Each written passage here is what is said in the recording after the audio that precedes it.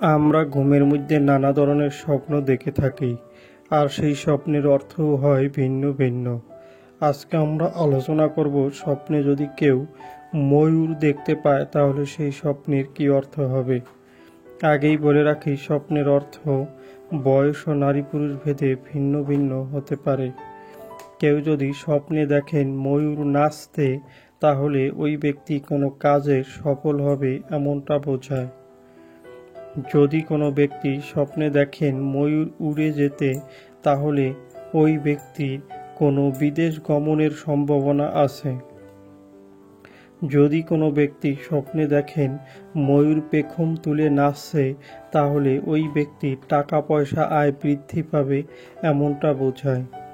যদি কোনো ব্যক্তি স্বপ্নে দেখেন ময়ূর পালন করতে, তাহলে ওই ব্যক্তির কোনো প্রেমে পড়ার সম্ভাবনা আছে এমনটা বোঝায়।